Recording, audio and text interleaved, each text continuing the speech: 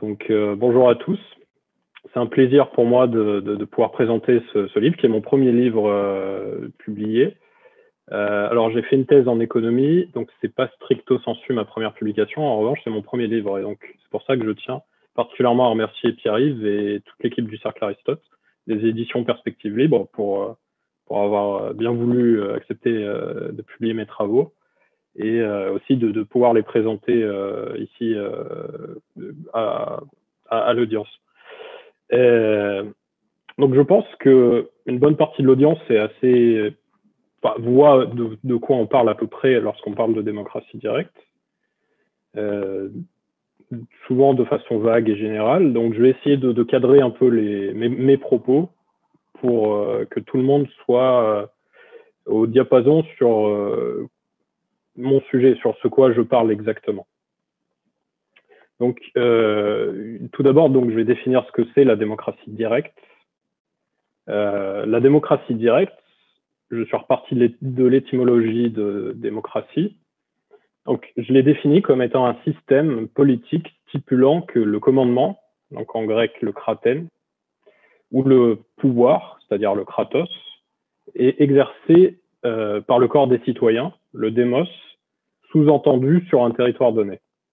Alors, démocratie directe, ça veut dire que ce commandement ou ce pouvoir est exercé directement par le corps des citoyens.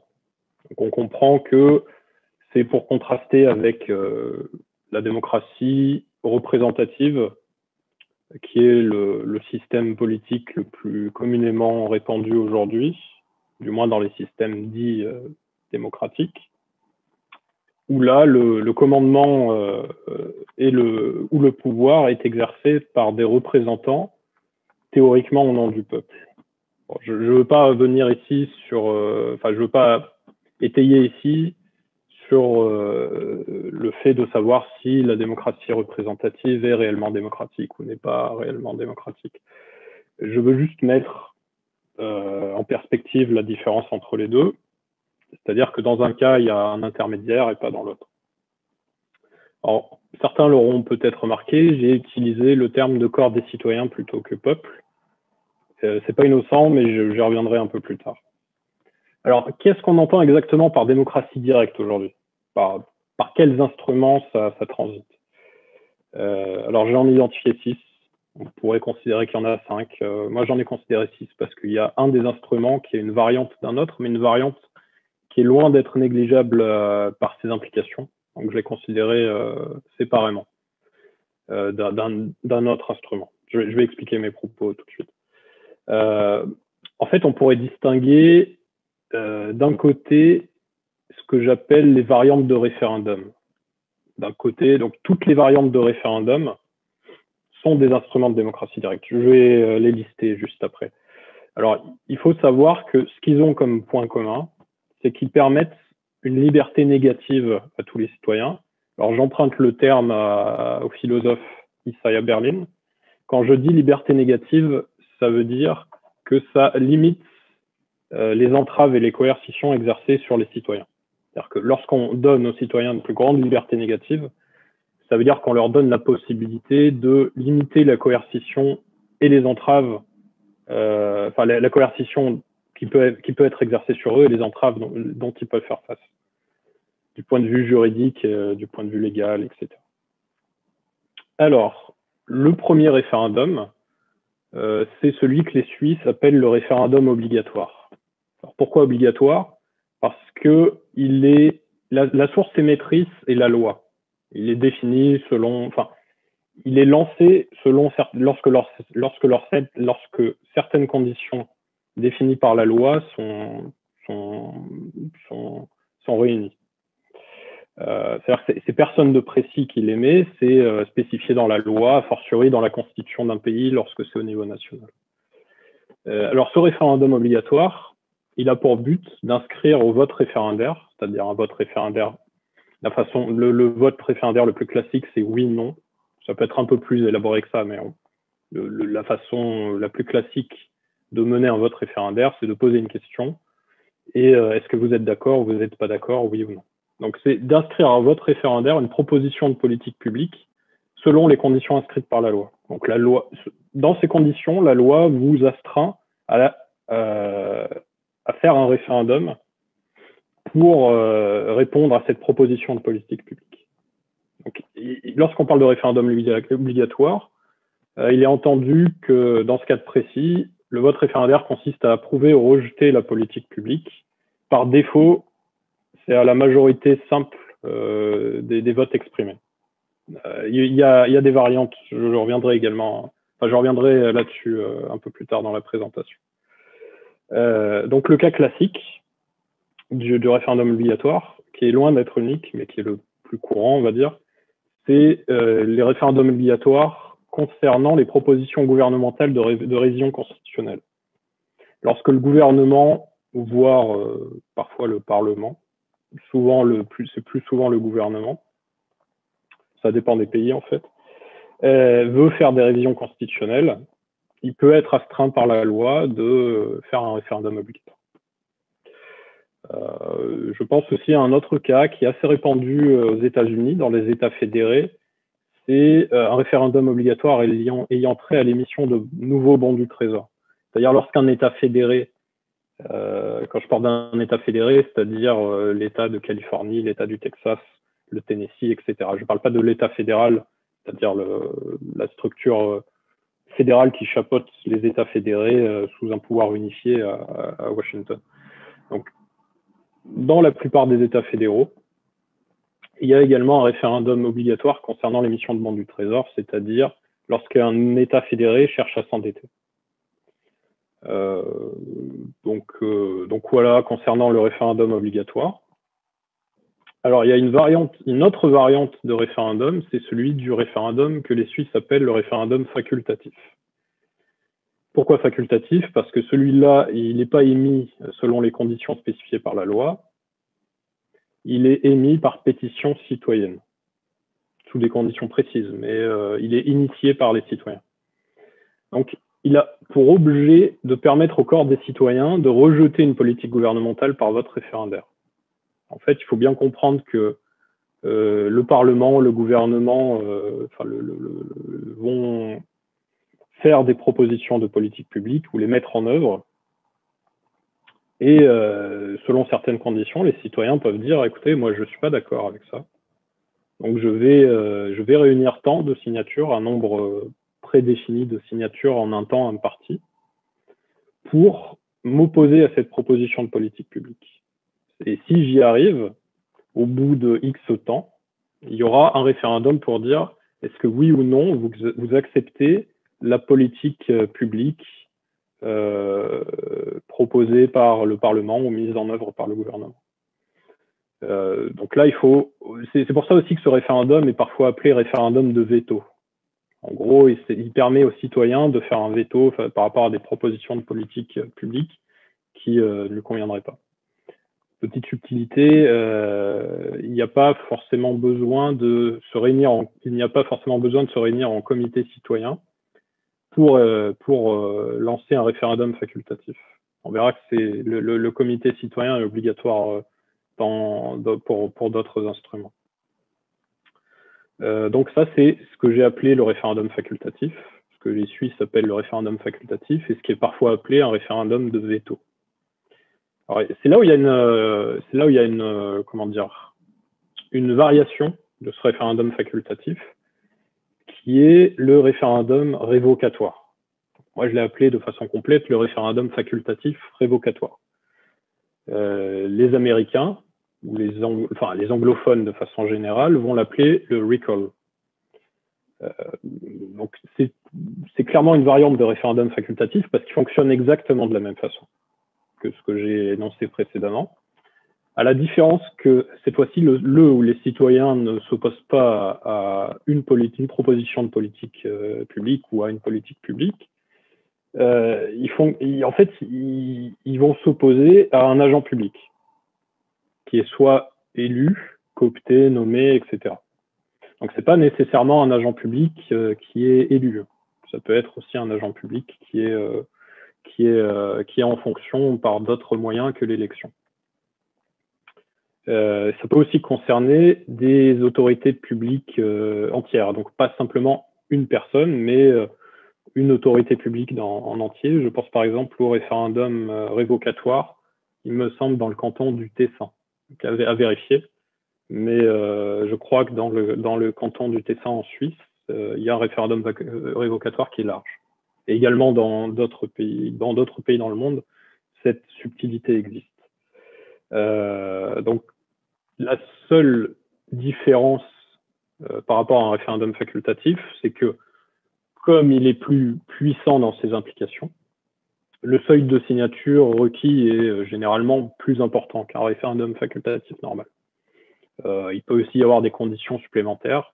Parfois, il est exigé de dénoncer un motif sur pourquoi vous voulez révoquer tel agent public. Parfois, c'est même pas nécessaire. Alors, pourquoi il est connu Je pense que d'ailleurs, le référendum révocatoire est peut-être plus connu sous son terme anglais recall que sous le terme référendum révocatoire, parce que le cas qui l'a rendu peut-être le plus célèbre en Europe de l'Ouest et aux États-Unis, c'est celui de la destitution de l'ancien gouverneur démocrate de Californie, Gray Davis, en 2003, et l'élection conjointe de Schwarzenegger pour le remplacer. Ben, il faut savoir qu'il me semble que quelque chose comme 75% des référendums révocatoires qui sont menés aux États-Unis, donc soit au niveau local, soit au niveau des États fédérés, concernent plutôt des agents locaux ou des agents de l'État, des fonctionnaires locaux, des fonctionnaires de l'État, et pas nécessairement des gouverneurs. Donc ce cas est un peu, on va dire, exceptionnel parce qu'il n'arrive pas tout le temps, mais c'est possible. Même dans un État aussi gros que la Californie, de pouvoir destituer le chef de l'exécutif local, enfin le chef de l'exécutif de l'État. Donc voilà, c'est vraiment pour ça, pour ces deux raisons, le fait que par sa nature, il permet de révoquer un agent public et le fait que le seuil de signature soit beaucoup plus élevé, que je l'ai considéré comme vraiment différent du référendum facultatif. Certains pourraient considérer que c'est une variante. Il faut retenir, disons que si on considère que c'est une variante, que c'est une variante forte du référendum facultatif. Et le dernier référendum, alors c'est celui avec lequel je pense que les Françaises et les Français sont le plus familiers, parce que c'est celui qui a été le plus pratiqué au niveau national en France, pas simplement sous la Ve République, mais on va dire depuis Napoléon, qui est le référendum plébiscitaire. D'ailleurs, le terme de plébiscite renvoie explicitement au plébiscite sous Napoléon. Donc là, cette fois-ci, il n'est ni émis par la loi, ni émis par les citoyens. Il est émis par l'exécutif, voire le chef de l'exécutif, ou parfois le Parlement, le législatif, en fonction. Et donc, il a pour but d'offrir un vote référendaire au corps des citoyens concernant une proposition de politique publique. Donc, il faut comprendre que c'est peut-être l'instrument qui a la force d'exécution la moins forte. Je veux dire que le résultat n'est pas forcément tenu d'être appliqué. En France, par exemple, on peut penser au référendum de 2005 sur la Constitution européenne, qui, au final, le vœu des Français n'avait pas été respecté, comme le prouve la signature du traité de Lisbonne en 2007. Et le caractère plébiscitaire est aussi variable. C'est-à-dire que c'est à la fois l'instrument le moins fort, on n'est pas forcément tenu de respecter le résultat du vote, et parfois le caractère plébiscitaire, le caractère plébiscitaire est plus ou moins fort. Par exemple, je vais prendre deux cas de figure où le caractère plébiscitaire a été fort, c'est-à-dire le référendum de 69 qui a conduit à la démission de De Gaulle, et le référendum sur le Brexit en 2016, donc qui a conduit à la victoire du Brexit, contre les vœux du Premier ministre conservateur de l'époque, David Cameron, qui a démissionné, parce qu'il avait été désavoué gravement suite au résultat du référendum. Alors, si je prends par exemple outre le cas du référendum de 2005 où Chirac n'avait pas démissionné, ce qui prouve que le référendum plébiscitaire avait perdu son caractère plébiscitaire au cours du temps en France. Il y avait aussi le référendum sur la paix avec les FARC en Colombie en 2016, comme le référendum du Brexit, qui avait conduit à rejeter le traité de paix avec les FARC. Bon, le processus a continué malgré tout. Ça revient à ce que je disais sur le caractère exécutoire qui est moins fort pour ce type de référendum par rapport aux autres. Et le président colombien de l'époque, je crois que c'était Juan Manuel Santos, est resté au pouvoir après. Donc c'est pour vous dire que ce référendum plébiscitaire, donc non seulement il est émis par, on va dire, par le haut de la pyramide, pour faire simple, et quand on dit plébiscitaire, ça dépend. Des fois oui, des fois non. Enfin, des fois le caractère plébiscitaire est très fort, des fois non. Et le caractère exécutoire est variable. C'est pour ça que pour certaines personnes, ce n'est pas vraiment de la démocratie directe. Bon, moi, je pense que c'est pas tout à fait le cas. Disons qu'avec ma définition, on peut le considérer comme de la démocratie directe parce que on voit, il y a plusieurs exemples très concrets qui montrent que les citoyens ont eu un impact réel sur la politique publique. Le Brexit en est la preuve la plus éclatante. Si je dois prendre un exemple, le dernier gros exemple en date. Alors, mis à part ces variantes de référendum, il y a deux autres instruments que je voudrais mettre en avant. Alors, ces deux autres instruments, contrairement au référendum, ils permettent ce qu'Isaiah Berlin appelle une liberté positive, c'est-à-dire une liberté pour chaque citoyen de faire quelque chose, d'agir, de proposer quelque chose. Alors, le premier de ces instruments permettant une liberté positive aux citoyens, c'est l'assemblée primaire. Alors, elle est aussi appelée le town meeting aux États-Unis, notamment en Nouvelle-Angleterre, où elle est encore plutôt relativement largement pratiquée, et l'assemblée communale, ou Landsgemeinde, en Suisse. Alors, je ne suis pas sûr de ma prononciation, mais on peut aussi considérer les Gram Sabha en Inde, à l'échelon local rural en Inde. Donc, pas partout en Inde, c'est vraiment à l'échelon local rural en Inde. Donc, comme le référendum obligatoire, elle est, c'est par la loi qu'elle est émise. Donc, c'est pas les citoyens qui vont décider, on va se réunir à ce moment-là, etc. Et c'est ni le chef de l'exécutif ou le Parlement qui va dire on va tenir une assemblée à tel moment. C'est spécifié par les conditions prévues par la loi. Il peut y avoir des sessions extraordinaires, mais ce que je veux dire, c'est que c'est la loi qui est la source émettrice de cet instrument.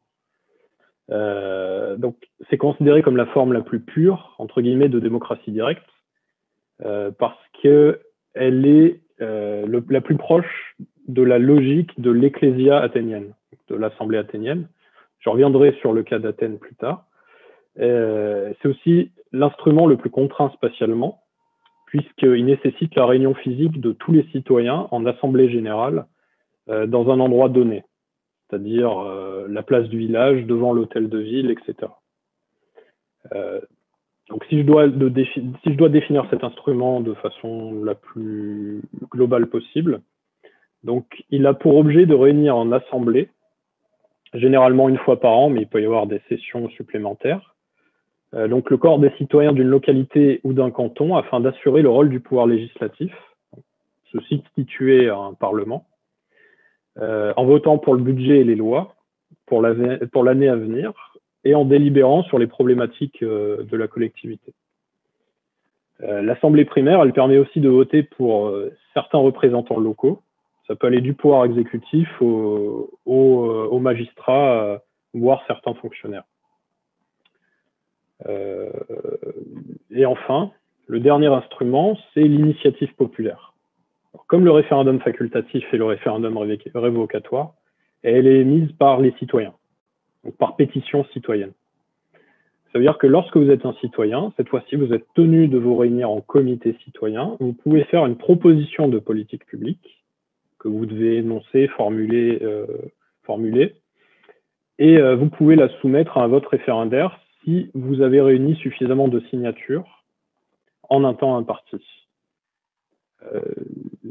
Donc, cette initiative populaire, il faut comprendre que c'est plutôt elle qui focalise toute l'attention lorsqu'on parle de démocratie directe, parce que c'est l'instrument qui donne, mis à part l'Assemblée primaire, c'est l'instrument qui donne le plus de pouvoir aux citoyens, puisqu'ils peuvent carrément, ce que le chercheur américain John Matsusaka, je reviendrai sur lui juste après, appelle la substitution au pouvoir législatif. C'est-à-dire les citoyens se substituent au Parlement et sont faiseurs d'agenda politique. Donc c'est plutôt cet instrument qui attire tous les fantasmes et les craintes. Et donc, sans surprise, c'est l'instrument qui est le plus étudié dans les littératures. Je vais revenir sur la littérature juste après. Juste pour dire, j'aborde à la fin de mon ouvrage quelques formes alternatives de démocratie qui sont parfois prises à tort pour de la démocratie directe. Je pense à la démocratie participative, qui a notamment pour instrument le tirage au sort citoyen et le budget participatif, la démocratie délibérative, qui a pour instrument le sondage délibératif, et la démocratie délégative, qui a pour instrument le mandat impératif et la délégation liquide. Je ne veux pas parler de ces instruments parce que ce n'est pas le sujet ici. Juste pour dire qu'il ne faut pas amalgamer ces instruments avec la démocratie directe. Ça me semblait important de bien définir les termes au début afin de savoir de quoi on parle, afin que je puisse cibler mon sujet. Juste une nuance, cela dit, sur la démocratie délibérative, parce que c'est un peu plus compliqué que ça. Savoir que le caractère délibératif, c'est-à-dire que le corps des citoyens doit délibérer, doit participer à un processus de délibération, où soit le corps des citoyens, soit le corps de représentants élus. Il faut dire que c'est inhérent à toute forme d'assemblée. Dès que vous vous réunissez en assemblée, sauf si c'est une assemblée Potemkin, il y a nécessairement des débats qui se font. Donc, il y a toujours un aspect délibératif lors de réunions en assemblée. Ce qui veut dire que j'ai parlé de l'assemblée primaire juste avant. Donc, pour ceux qui ont été attentifs, j'ai bien parlé de délibération des problématiques de la collectivité. C'est-à-dire qu'il y a bien un aspect délibératif au niveau de cet instrument-là. Ce n'est pas inhérent aux autres instruments de la démocratie directe. Et c'est aussi important de bien le souligner. Ça veut dire que vous pouvez avoir des référendums ou initiatives populaires sans véritablement avoir une volonté de débat public, de débat politique. C'est-à-dire que, en gros, si je dois le dire autrement, un pouvoir politique peut décider de donner une illusion de démocratie en octroyant certains instruments de démocratie directe, par exemple un référendum plébiscitaire dans le cas français, mais en interdisant ou en limitant le plus possible le débat de se former, le débat aux citoyens de se former. Et là, on passe plutôt à une logique procédurale de la démocratie directe. C'est-à-dire, vous avez une procédure de démocratie directe, mais vous n'en avez plus l'esprit. Je pense que je partagerai une capture d'écran, il me semble, du média, c'était Arrêt sur image, qui avait montré le temps accordé dans les médias pour le référendum d'initiative partagée concernant la privatisation des aéroports de Paris. Et on voit qu'il y a une disproportion énorme par rapport à la médiatisation qui était faite du fameux grand débat, qui était, pour moi, qui était un simulacre. Donc je partagerai ça et vous pourrez voir que là, on était vraiment dans une utilisation procédurale de ce qui existe en France comme étant un référendum d'initiative partagée. Je vais expliquer ce que j'entends par là tout de suite. Donc justement en France, quand on parle de démocratie directe, alors il faut savoir qu'il existe au niveau national un référendum obligatoire qui est restreint aux parlementaires, qui est inscrit à l'article 89 de la Constitution et qui, lui, n'a jamais eu à être appliqué. Donc, jamais eu affaire à ce cas de figure jusqu'à présent. Et surtout, comme je disais, il y a un référendum plébiscitaire, alors lui qui est inscrit dans les articles 11 et 89 de la Constitution, qui peut être initié par le président de la République, c'est-à-dire le chef de l'État, Et donc voilà, ça, ce sont les deux gros instruments de la démocratie directe qui existent au niveau national en France. Alors, comme je le disais juste avant, il y a un référendum d'initiative partagée. Alors, qu'est-ce que c'est que ça? Un référendum d'initiative partagée, c'est une espèce d'usine à gaz qui avait été prévue par la réforme constitutionnelle du 23 juillet 2008 sous Sarkozy, qui est en vigueur depuis le 1er janvier 2015, qui donc est inscrit à l'article 11 de la Constitution et qui est en pratique quasiment inapplicable. Il est en pratique quasiment inapplicable car il exige un seuil de récolte de signatures qui est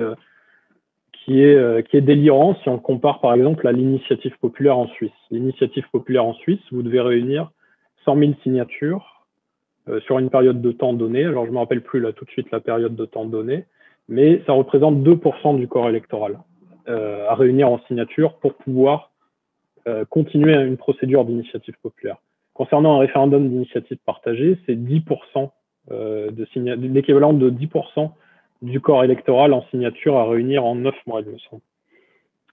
Donc pour donner un ordre d'idée, ça veut dire qu'il faut réunir à peu près 4,7 millions de signatures, sachant que la plus grosse pétition en France, donc, qui n'avait pas un caractère exécutoire fort, mais qui était quand même une pétition qui a eu une diffusion assez large. Il me semble que c'était la pétition contre la privatisation des postes initiée par le NPA au début des années 2000, ou alors je ne sais plus si c'était le NPA ou la LCR à l'époque, peu importe, et qui avait réuni, il me semble, un peu plus d'1 million de signatures, ce qui était déjà considérable, mais juste pour dire que le seuil n'est pas réaliste. Bon, et en plus, il est assez compliqué parce que il doit être initié par un certain nombre de parlementaires et après on collecte un seuil très élevé de signatures. Bon, tout ça pour dire que c'est pas vraiment sérieux et qu'on peut pas le considérer comme une véritable initiative populaire comme en Suisse, par exemple. D'ailleurs, il a été justement mis en œuvre une seule fois contre la privatisation d'ADP. Et on a vu qu'il n'a pas abouti, hein. Notamment pour la raison que le débat, qu'il n'y avait pas eu de débat public dans les médias, dans la sphère médiatique traditionnelle. Donc voilà. Donc, je le mets de côté. On va considérer qu'en France, au niveau national, vous avez plutôt le référendum obligatoire inscrit à l'article 89 pour les parlementaires et le référendum plébiscitaire inscrit dans les articles 11 et 89 de la Constitution. Donc, sous De Gaulle, entre 58 et 69, on a compté 5 référendums plébiscitaires, soit autant que depuis 69. Donc, il y en a eu 10 sous la Ve République, 5 sous De Gaulle, 5 après De Gaulle. Sous De Gaulle, ils ont tous été émis au titre de l'article 11, il me semble, sauf le tout premier qui était pour approuver la Constitution de la Ve République. Donc, il était justifié par lui-même. Je sais plus le terme juridique pour dire il était justifié par lui-même, mais voilà, c'est l'idée. Et il n'y a eu aucun référendum plébiscitaire qui a eu lieu depuis 2005.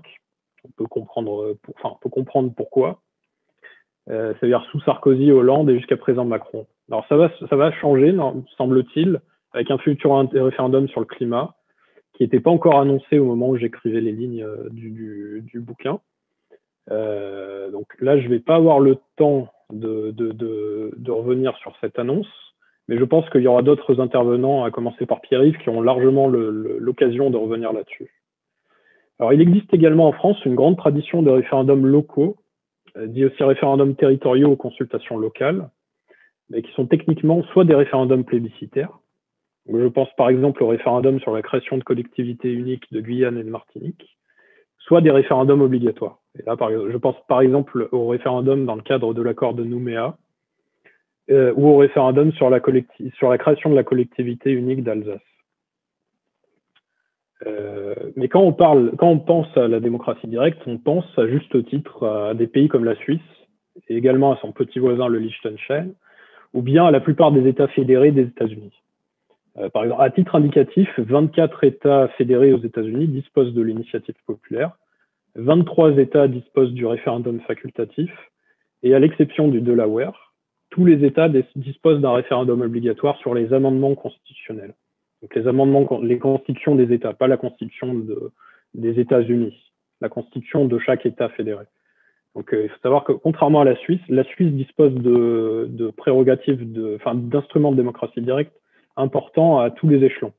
À l'échelon fédéral, à l'échelon cantonal, c'est-à-dire l'équivalent des États fédérés pour la Suisse, et à l'échelon local, c'est-à-dire les communes. Aux États-Unis, il n'y a aucune prérogative, il n'y a aucun instrument de démocratie directe à l'échelon fédéral. Seulement aux échelons fédérés, c'est-à-dire les États fédérés, et aux échelons locaux. Cela dit,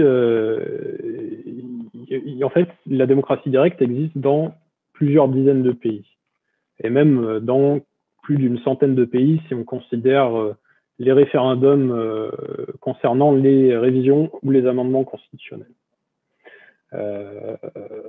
Mais quand on parle, par exemple, quand on parle de démocratie directe, on ne pense pas forcément au cas de l'Italie, qui a un référendum dit abrogativo, donc abrogatoire, qui est un référendum facultatif, c'est-à-dire émis par pétition citoyenne, dans des conditions très compliquées.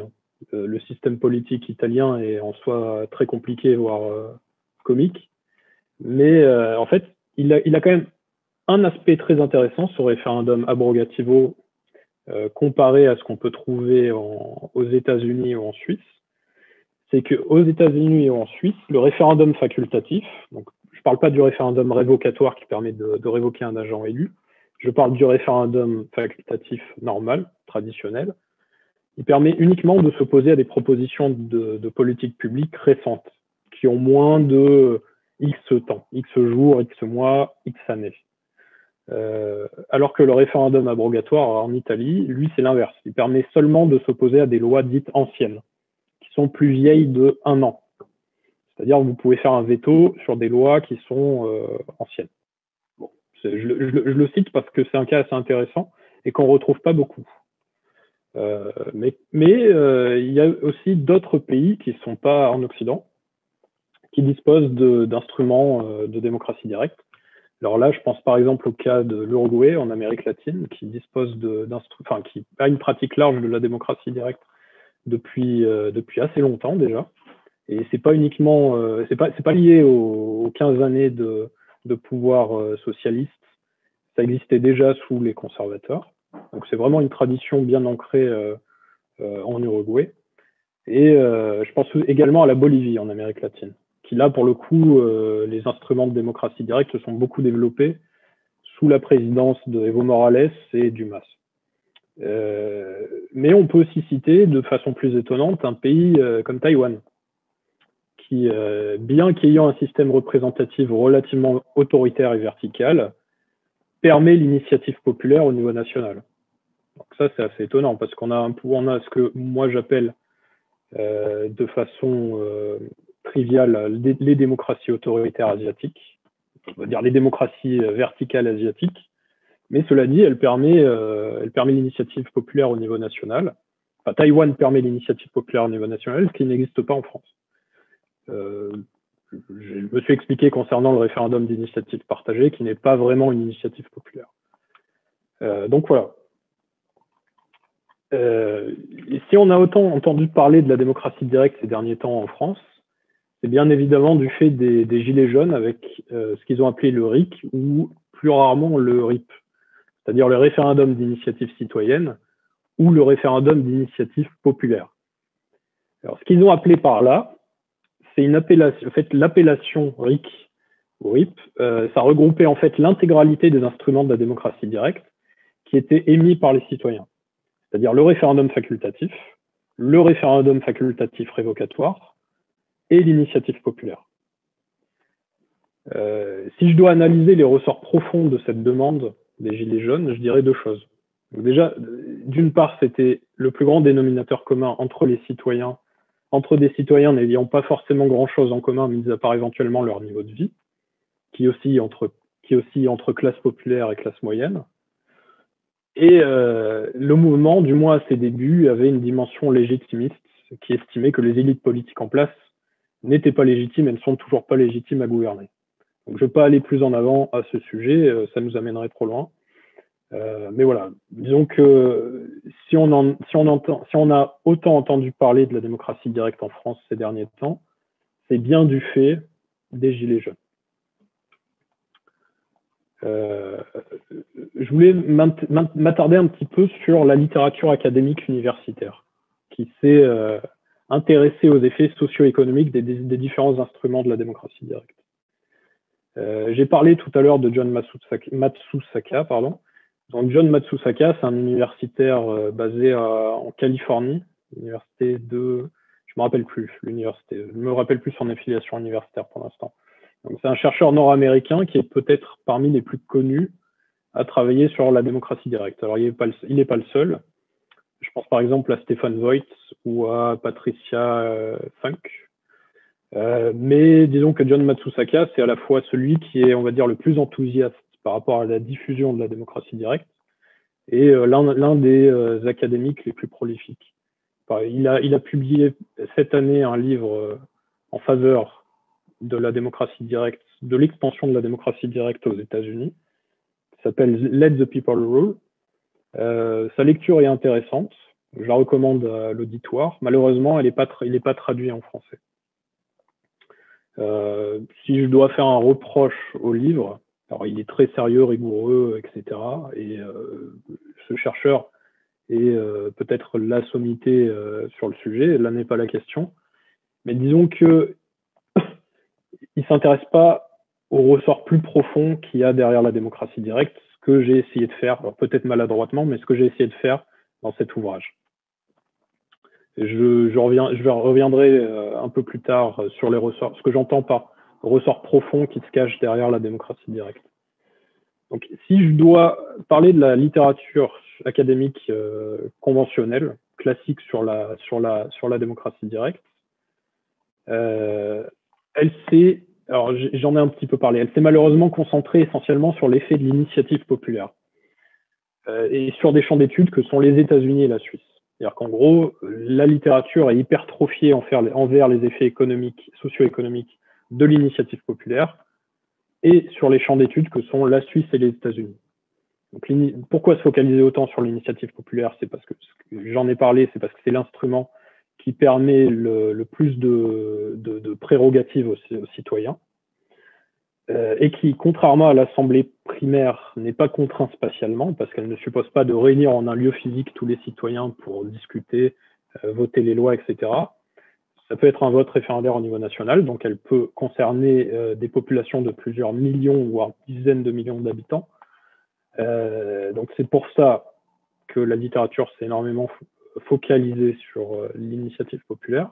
Et pourquoi se focaliser sur les États-Unis et la Suisse? Alors, outre le fait que ce sont des pays où il y a des pratiques longues et bien ancrées de démocratie directe, c'est parce que c'est la réalité, c'est malheureusement plus simple de publier dans des revues à communauté de lecture lorsqu'on a des données bien renseignées, comme c'est le cas avec la Suisse et les États-Unis. Comme ça, il y a certains champs d'études qui sont plus prompts à la publication académique que d'autres. Malheureusement, c'est une réalité. Donc, si on se focalise sur les effets de la démocratie directe en général et pas sur un instrument particulier, bien que les travaux académiques sur le sujet ne soient pas les plus rigoureux théoriquement parlant, je ne veux pas rentrer dans les détails, mais disons que les travaux académiques qui essaient de se focaliser sur la démocratie directe en général et pas sur un instrument en particulier ne sont pas les plus rigoureux. Mais bon, disons qu'ils permettent de dessiner des grandes tendances générales. Donc, si je me base sur le cas de ces travaux qui ont été menés sur la Suisse au cours de la seconde moitié du XXe siècle, on peut dire que la démocratie directe aurait été corrélée d'une part à une meilleure situation macroéconomique, une meilleure fourniture de services publics, un meilleur niveau d'information des citoyens, éventuellement un meilleur niveau de bien-être ressenti des citoyens. Le problème, c'est que la mesure du niveau de bien-être ressenti est très compliquée à capter et il y a beaucoup de controverses sur ces sujets-là. Et d'autre part, la démocratie directe aurait conduit à des politiques de naturalisation plus exigeantes. Donc ça, c'est si je me base sur le cas de la Suisse au cours de la seconde moitié du XXe siècle. Je voulais juste faire un aparté sur le fait qu'étonnamment, il y ait peu de travaux qui se soient focalisés sérieusement sur les effets d'un instrument ou de plusieurs instruments de la démocratie directe sur la congruence. Donc, la congruence, c'est le fait de savoir si la politique publique effectivement menée correspond à l'opinion publique majoritaire des citoyens. Autrement dit, est-ce que la démocratie directe permet vraiment aux citoyens d'exprimer leur opinion majoritaire, ou alors est-ce que la démocratie directe n'est pas capturée par des groupes d'intérêt qui ont des moyens financiers pour avancer leurs propres agendas? Alors en fait, j'ai recensé 3 travaux académiques étudiant la question sur le cas américain. Ils apportent des résultats plutôt en faveur de la congruence, mais ces résultats ne sont pas définitifs. Un niveau plus anecdotique, et toujours avec le cas américain, il a été révélé que l'écart entre les préférences des citoyens sur le taux horaire de salaire minimum et le taux de salaire minimum effectivement pratiqué est significativement réduit en présence de l'initiative populaire. C'est-à-dire que lorsque vous êtes dans un État qui autorise l'initiative populaire, il y a des sondages d'opinion sur quel est le taux horaire de salaire minimum que vous souhaiteriez appliquer dans votre État.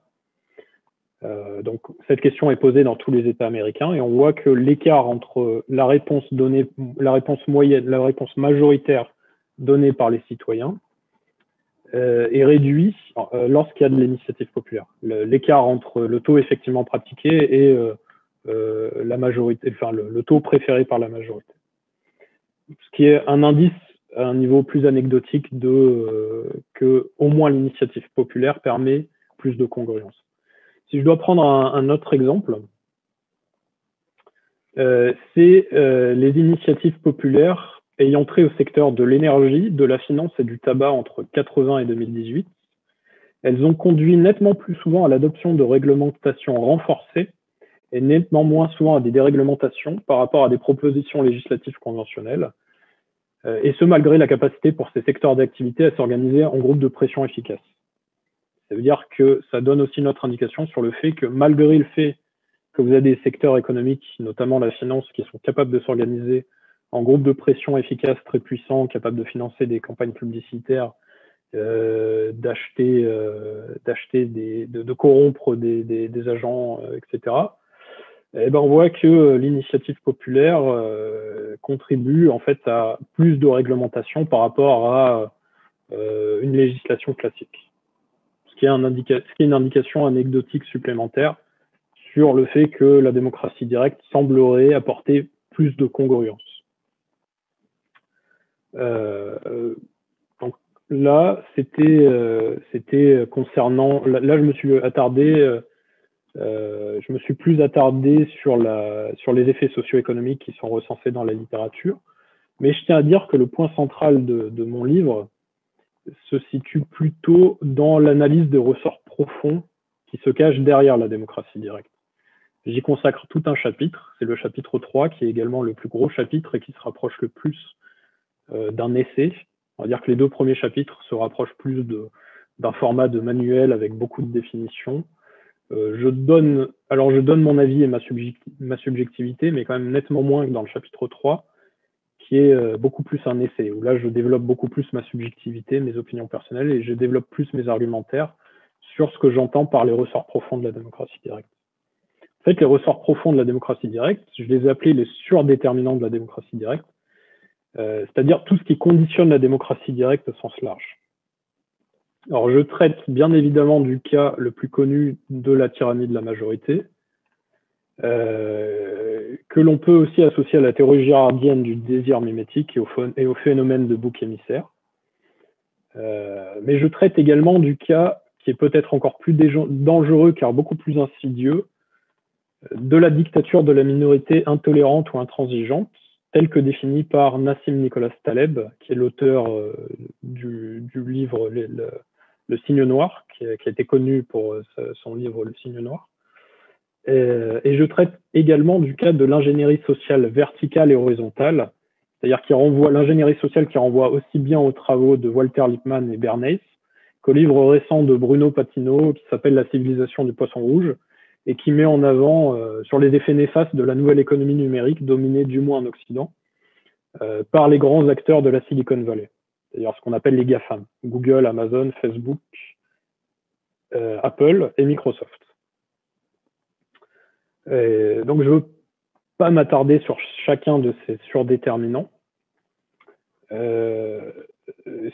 Ces surdéterminants, je les ai appelés les surdéterminants de niveau 1 de la démocratie directe. Alors juste, si je dois m'attarder un tout petit peu, alors la tyrannie de la majorité, c'est donc le cas le plus connu, je l'ai dit. Ça veut dire qu'en gros, il serait reproché à la démocratie en général et à la démocratie directe en particulier que la majorité puisse oppresser une minorité. Donc ça a été théorisé notamment par Tocqueville, pas uniquement par lui, mais notamment par lui. Disons que le concept est connu principalement par lui. Et donc, du coup, il y a beaucoup de politistes qui ont réfléchi là-dessus et donc qui ont réfléchi à des garde-fous à mettre en place afin de limiter la tyrannie de la majorité.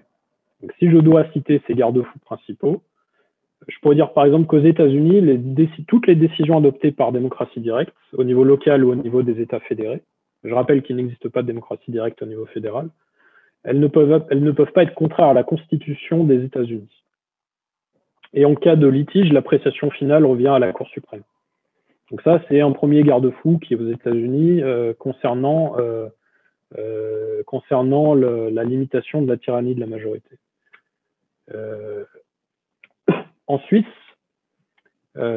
les trois instruments de la démocratie directe qui existent au niveau fédéral, c'est-à-dire le référendum obligatoire, le référendum facultatif et l'initiative populaire, ne peuvent pas traiter de thématiques budgétaires. Il y a parfois quelques écarts. Par exemple, il y a eu une votation populaire concernant l'approbation d'achats d'avions de chasse assez récemment, mais de façon générale, il n'y a pas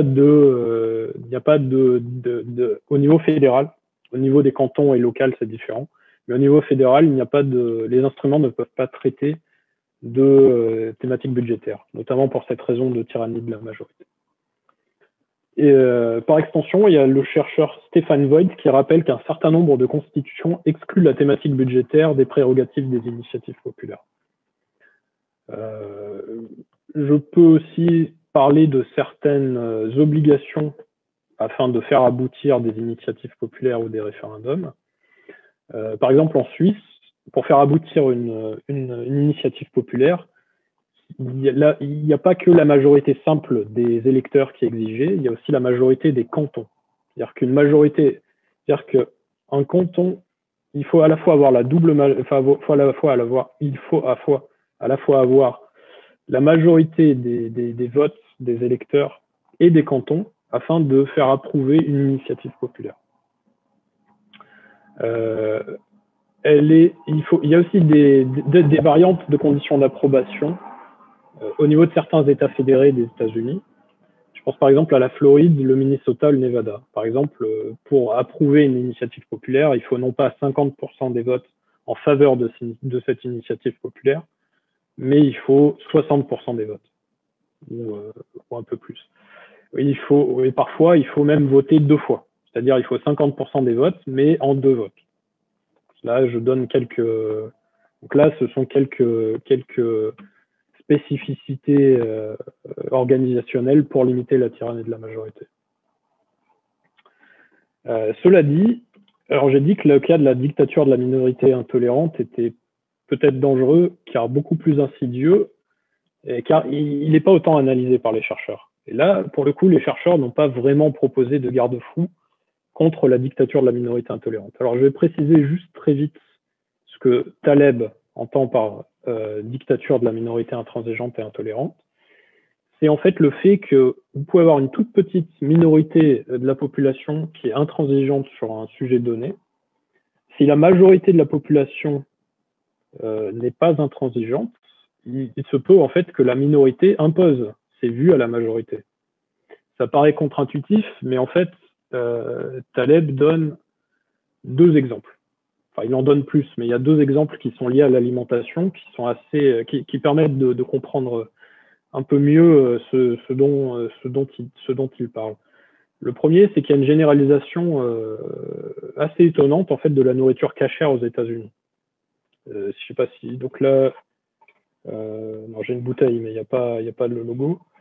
En fait, si vous prenez la plupart des boissons aux États-Unis, vous avez un petit cas entouré d'un cercle, qui veut dire qu'en fait, c'est cachère. Et étonnamment, vous le retrouvez sur beaucoup d'aliments, que ce soit des breuvages ou des aliments. Alors que les Juifs aux États-Unis représentent il me semble, moins de 3% de la population totale. Et qu'en plus, une bonne partie des Juifs aux États-Unis sont laïcs. C'est-à-dire qu'ils peuvent ne pas manger cachère. Et alors pourquoi ça s'est autant démocratisé? C'est parce que les Juifs pratiquants ne peuvent pas ne pas manger cachère, tandis que la majorité peut tout à fait manger cachère. Ce qui fait que ça s'est répandu de façon assez naturelle, au point même que la plupart des gens aux États-Unis ignorent que, je crois, à peu près 40% de la nourriture est certifiée cachère. Et Taleb parle du coup de façon symétrique de la viande halal en Europe. Je crois qu'il dit que, par exemple, quand il prend le cas du Royaume-Uni, il énonce le chiffre de 70% de la viande importée au Royaume-Uni, du moins la viande importée depuis la Nouvelle-Zélande, je crois, peut-être la viande de façon générale. On va dire la viande importée de Nouvelle-Zélande est halal, alors que la population musulmane au Royaume-Uni doit osciller entre 5 et 7% à peu près. Peut-être un peu plus, je ne sais pas. En tout cas, ça reste une petite minorité.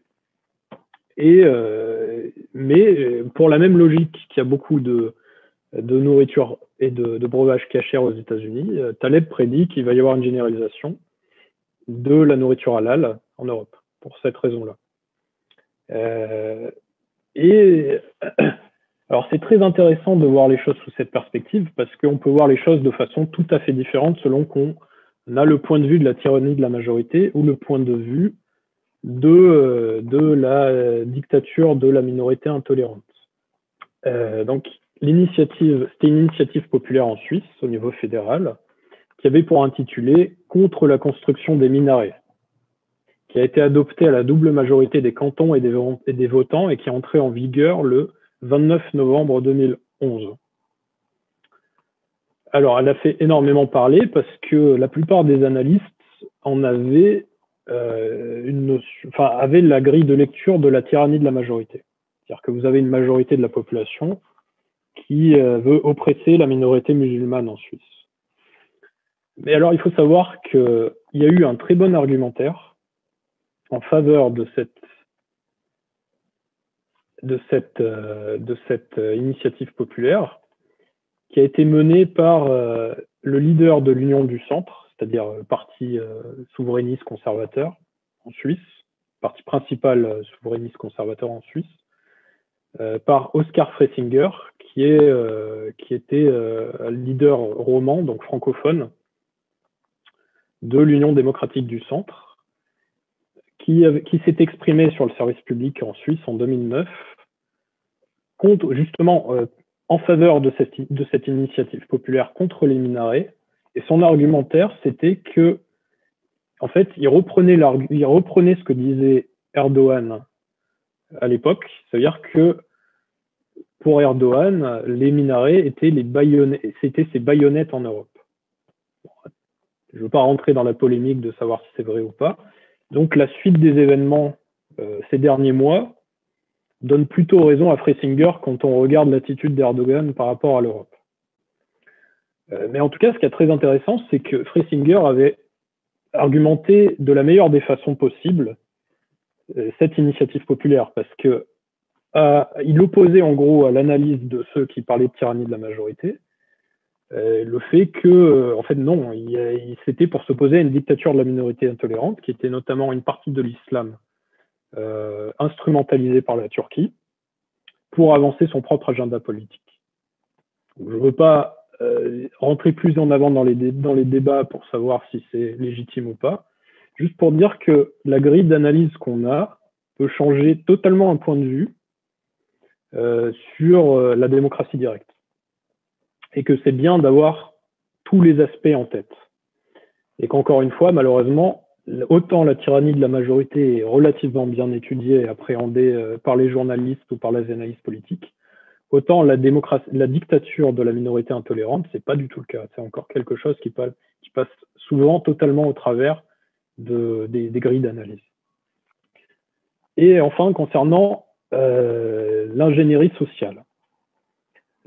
Pour l'ingénierie sociale, pour illustrer mes propos, je voudrais donner l'illustration concrète avec le vote du Brexit. D'un côté, il y aurait eu la société Cambridge Analytica qui aurait aspiré des données utilisateurs de profil Facebook afin de cibler des électeurs indécis pour appuyer la campagne pro-Brexit. C'est-à-dire que pour appuyer le vote du Brexit, il y a eu une aspiration de données et on cible les électeurs indécis pour les inciter à voter en faveur du Brexit. Ça a été bien documenté par la presse et il y a même eu, il me semble, un documentaire, voire un film là-dessus. Mais d'un autre côté, et ça a été beaucoup moins analysé, il y a eu le président américain de l'époque, c'est-à-dire Obama, qui s'est appuyé sur deux médias traditionnels qui sont très influents aux États-Unis, c'est-à-dire le Daily Telegraph de tendance plutôt conservatrice et le Guardian de tendance centre-gauche, pour peser de tout son poids en faveur du Remain, c'est-à-dire contre le Brexit, alors au travers même de menaces commerciales non dissimulées en cas de sortie de l'Union. Je crois que c'était dans le Guardian. Donc voilà, c'est pour vous dire que sur le sujet le sujet du Brexit est extrêmement intéressant parce que on peut y retrouver de l'ingénierie sociale, mais des deux côtés. Juste une petite parenthèse, je tiens à rappeler qu'à l'époque d'Obama, c'était Zbigniew Brzezinski, le nom est quasiment imprononçable, qui était conseiller spécial à la politique étrangère, donc sous Obama, et que grand stratège américain d'origine polonaise, il avait théorisé dans son ouvrage majeur Le Grand Échiquier la nécessité d'utiliser la France pour arrimer l'Allemagne vers l'ouest, pour museler son tropisme russe, en instrumentalisant le Royaume-Uni pour verrouiller la France dans cet objectif. Pour vous dire, je pense que la décision d'Obama d'autant appuyer en faveur du Remain, quitte à utiliser même le ressort de la menace, à mon avis, n'était pas tout à fait gratuit. Je pense qu'il y avait ce genre d'analyse sous-jacente derrière. Il faut se rappeler que, bon, ça a été un échec pour le Brexit, mais il faut se rappeler qu'il y avait un accord franco-britannique de la défense assez inédit qui avait été signé, il me semble, en 2010 ou 2011, et qui, à mon avis, répond également à ce genre de logique. Je ferme la parenthèse. Donc ça, c'était ce que j'appelais les surdéterminants de niveau 1, c'est-à-dire ceux qui conditionnent ou ce qui entoure la démocratie directe à un échelon supérieur. À un autre extrême, j'évoque ce que j'appelle les surdéterminants de niveau 3, c'est-à-dire les surdéterminants ultimes, c'est-à-dire les facteurs énergétiques, environnementaux et technologiques. Bon, je pourrais en parler 2 heures, mais les développements nous conduiraient trop loin du sujet initial. Là où je voudrais m'arrêter un peu plus, c'est sur les surdéterminants de niveau 2. C'est en gros ce qui permet, c'est ce qui permet de rendre opérationnelle la démocratie directe. C'est-à-dire d'un côté la capacité d'exercer la souveraineté et de l'autre côté le républicanisme civique, au sens d'Aristote. Alors, au sujet de la souveraineté, je renvoie à la conférence de Kilian Schwab qui a été tenue sur la chaîne du Cercle Aristote, qui est parfaite. Personnellement, je considère la souveraineté politique comme étant la capacité de définir et d'appliquer ses propres règles hétéronomes en toute autonomie, en ses propres frontières. Alors, si je dois le dire de façon plus triviale, la souveraineté politique, c'est la possibilité pour le corps des citoyens de choisir les lois qui vont s'appliquer à tous. Si vous n'êtes pas souverain, vous ne pouvez pas le faire ou vous ne pouvez pas remettre en cause ces lois. C'est aussi simple que ça. C'est-à-dire que sans souveraineté politique, il n'y aurait pas de démocratie et donc, a fortiori, pas de démocratie directe. Tout simplement, c'est parce que c'est ce que je viens de dire, parce que le corps des citoyens d'une entité non souveraine n'est pas capable de remettre en cause des règles hétéronomes qui ne seraient pas consenties. En fait. Pour moi, d'ailleurs, c'est absolument pas un hasard si lors de l'élection présidentielle de 2017, on retrouvait la volonté de mettre en place un référendum facultatif chez 6 candidats, donc Mélenchon, Hamon, Lassalle, Asselineau, Dupont-Aignan et Le Pen. Et sur les 6 que je viens de dire, 5 étaient plus ou moins, franchement, pour une remise en cause des traités européens, à l'exception notable d'Hamon. Donc, pour moi, cette contingence entre la remise en cause des traités européens, plus ou moins franche, et la volonté de mettre en place un référendum facultatif, ça renvoie bien justement à l'articulation de la démocratie directe n'est opérationnelle que si vous avez la capacité d'exercer la souveraineté. Donc, à ce sujet, ça paraît loin, mais il faut se rappeler qu'à l'époque, Marine Le Pen était encore accompagnée de Philippot, et que de l'autre côté, Mélenchon était particulièrement à l'écoute de Chantal Mouffe et de Frédéric Lordon, et des analyses monétaires de Frédéric Lordon, qui sont extrêmement critiques vis-à-vis de l'euro, et qui est même pour une sortie de l'euro, pour être clair. Donc il ne faut pas l'oublier qu'à l'époque, à la fois Mélenchon et Marine Le Pen, en fait, avaient un agenda souverainiste assez développé dans leur programme, ce qui n'est plus nécessairement le cas aujourd'hui. Je ferme la parenthèse. Au sujet du républicanisme civique, au sens d'Aristote, je me dois de faire un court détour. Alors, il est parfaitement vrai que des systèmes politiques qui se caractérisent d'un côté par la présence d'assemblées souveraines et de l'autre côté un financement privé des campagnes militaires du fait de l'absence des contribuables, qui implique l'absence du service militaire obligatoire, ont existé en dehors de Grèce et de l'époque classique, c'est-à-dire la Grèce aux alentours de la fin du 5e siècle avant Jésus-Christ et du 4e siècle avant Jésus-Christ. Mais qualifier ces systèmes politiques de démocratie primitive est fallacieux, et pas simplement parce que le terme primitif pourrait être jugé dégradant. Là n'est pas mon sujet. En fait, c'est des systèmes politiques où certes une part non négligeable, voire majoritaire des membres de groupes organisés et structurés, donc le plus souvent c'est la tribu, exercent le pouvoir sur un espace fixe ou mouvant donné, délimité par une frontière. Mais en fait, les concepts de citoyen et de cité, donc la cité grecque, c'est-à-dire la polis, P-O-L-I-S, qui sont inextricablement liés à la démocratie, ils sont absents. En fait, si je reprends l'étymologie du début, démos kratos, le démos suppose des citoyens, c'est-à-dire des membres de la cité, la polis grecque. D'un point de vue sémantique, il ne peut pas y avoir démocratie, démos kratos, sans la cité. Et donc, c'est là où je vais expliquer pourquoi je préfère utiliser le terme de corps des citoyens plutôt que de peuple, parce qu'il permet de résoudre des contradictions apparentes.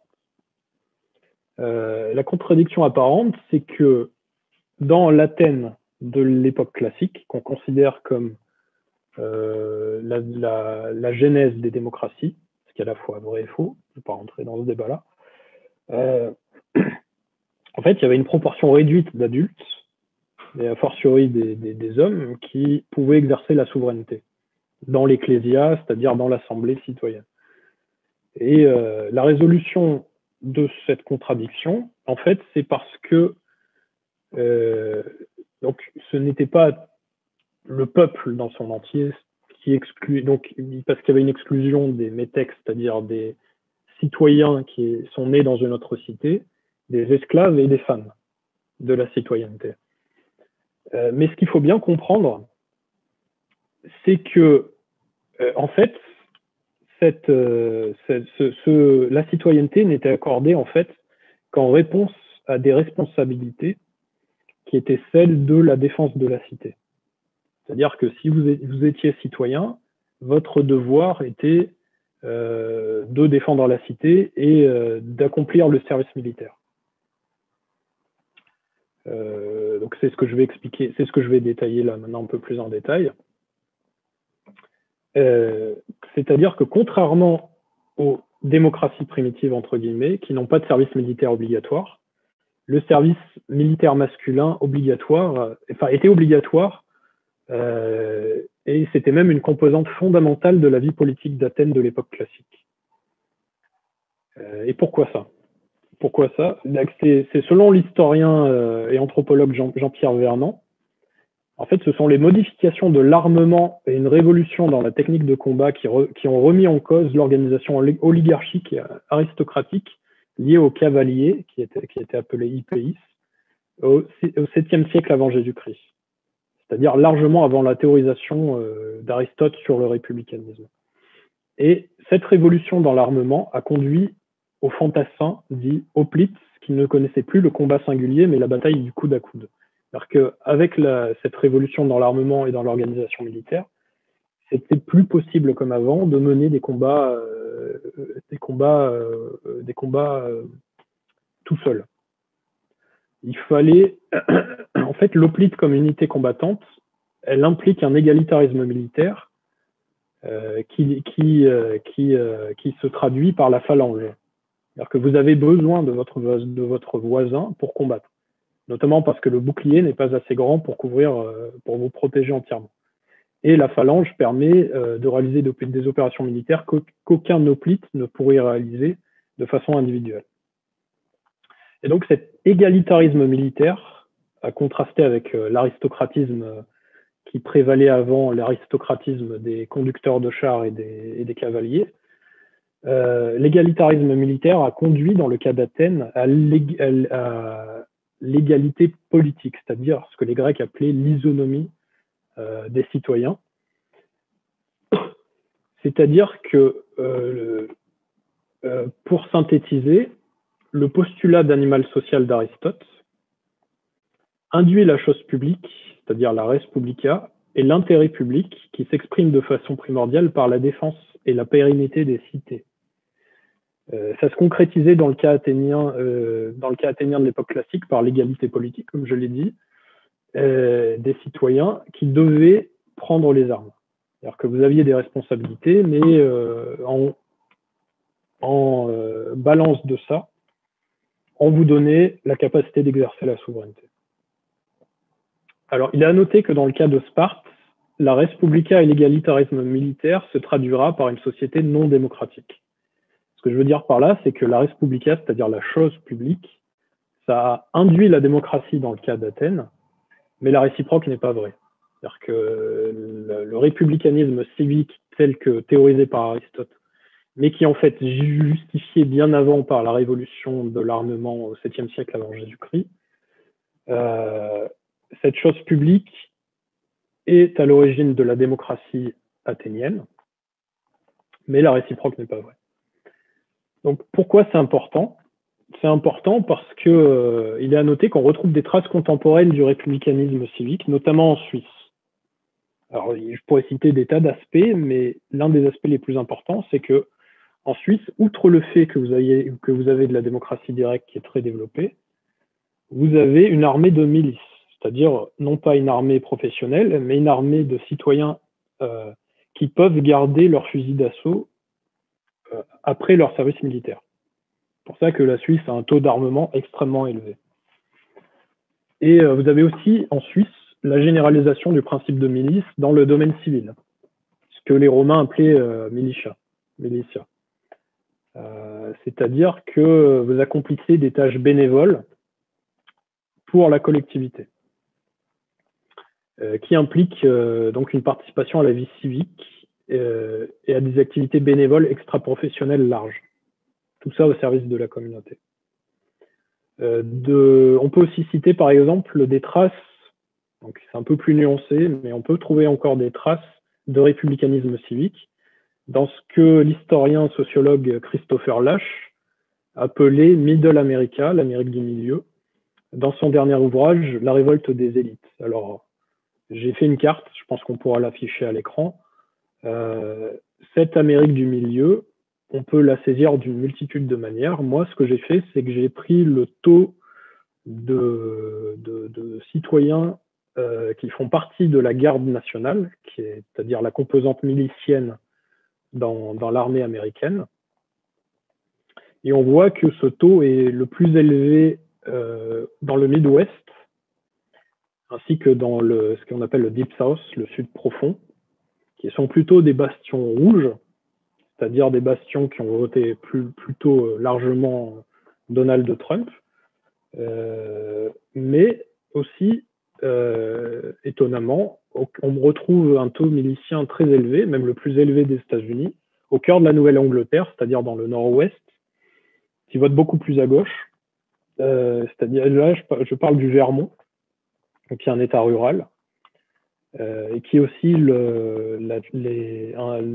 l'endroit où a été élu Bernie Sanders depuis des décennies. Donc tout ça pour vous dire qu'il existe des traces de républicanisme civique également aux États-Unis. Ils ne répondent pas simplement à une logique partisane, puisqu'on peut la retrouver dans des territoires ayant des comportements électoraux différents. Elle répond plutôt à des logiques de ce que Christophe Guilluy a appelé périphérie-centre. En gros, on retrouve plutôt des traces de républicanisme civique plus accentuées dans les zones de ce que Christopher Lasch appelle donc Middle America et ce que Guilluy appellerait par extension à la France périphérique, les États-Unis périphériques. Et donc, tout ça pour dire en fait que au-delà de la capacité d'exercer de la souveraineté qui est nécessaire pour rendre opérationnelle la démocratie directe, alors je le dis, mais je ne suis pas le seul à le dire. Par exemple, Emmanuel Todd l'avait dit en 2009 dans une émission aux médias. Sans souveraineté politique, vous n'avez aucune. Enfin, la démocratie directe n'a aucune incidence concrète, mis à part sur des sujets secondaires de souveraineté très étendue ou sur des thématiques sociétales. Et si je mets de côté la capacité d'exercer la souveraineté, il faut comprendre que anthropologiquement, la démocratie directe n'est pas neutre. Alors, on a raison de dire, lorsqu'on définit la démocratie directe telle que je viens de le faire au début de mon intervention, c'est-à-dire un corps des citoyens qui exerce directement le pouvoir ou la souveraineté, on a raison de la faire remonter à Athènes de l'époque classique. Et ça n'a pas grand-chose à voir avec les démocraties représentatives modernes, d'ailleurs. Mais ce qu'il faut bien se rappeler, c'est que le schéma mental des citoyens athéniens de cette époque, c'était celui que Aristote a théorisé comme républicanisme civique. Et j'insiste bien sur ce point.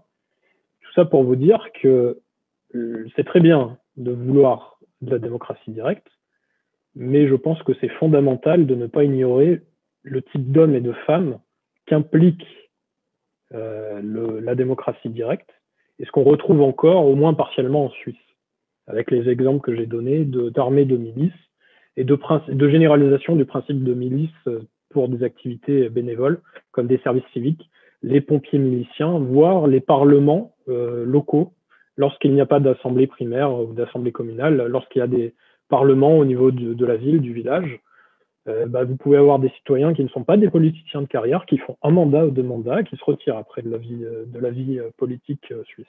C'est de moins en moins vrai au niveau fédéral, mais ça existe encore assez largement au niveau local, voire au niveau des cantons. Donc si vraiment je devais insister sur un point dans mon livre, ça serait celui-là. Il ne faut pas ignorer ce qu'implique anthropologiquement la démocratie directe. Je pense que j'en ai fini de ma présentation. J'aurai naturellement beaucoup d'autres choses à développer. Ça sera peut-être lors de conférences ultérieures ou lors d'autres entretiens pour d'autres médias, je ne sais pas.